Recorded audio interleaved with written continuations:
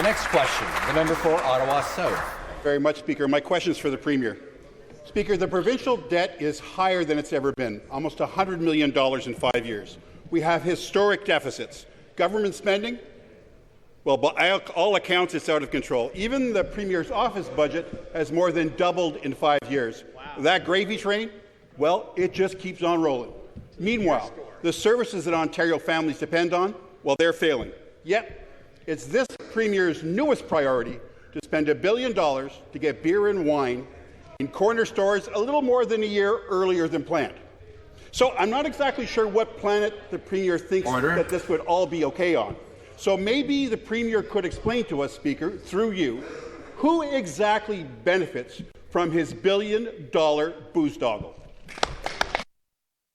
Premier? Oh, Mr. Speaker, let's put this into context. When we came down here, we walked into a bankrupt company. That's what I call it. 300,000 jobs were lost. Taxes went up through the roof. And, increased the debt by $100 billion alone.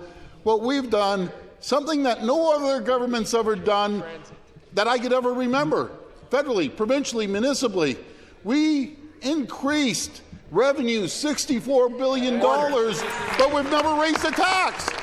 We've never raised the tax on the backs of people. We've reduced the burden of tax on the backs of people. We reduced the cost of doing business by $8 billion each and every single year. We've created the environment for 700,000 new people to be employed. We've seen $43 billion of investment in the EV sector, $20 billion in the tech sector, $3 billion in the life science sector. We created more jobs than all 50 U.S. states combined last year. That's what we've done. The supplementary question. I'm trying to figure out why the Premier is so hot and heavy to get booze at the quickie a year early.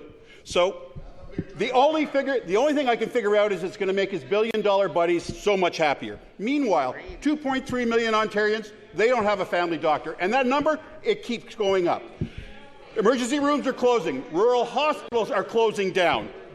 Seniors are waiting and not getting the care they need to live in their own home. And every day, Speaker, more and more Ontario families are having to use their credit card instead of their OHIP card to access basic care that they need. So, Speaker, I know the other side doesn't like it, but maybe the Premier can explain why booze is such a high priority for him and not the health care that Ontario families need. Premier. You know, Mr. Speaker, I ran a business for over 30 years. I get it. I've never seen a worse contract against the people of Ontario than what the Liberals signed with the big three beer stores. It was a monopoly. They took advantage of it. You're okay with raising taxes. They're okay with raising taxes, Mr. Speaker. They don't mind that. I've never seen a Liberal government ever since I've been alive that doesn't believe in one thing. Tax the people to death, tax businesses to death until they leave the province. We don't believe in taxation. We believe in growth through new revenues, new opportunities, more jobs. That's what we believe in, Mr. Speaker. We will never raise a tax on the backs of the people, unlike you.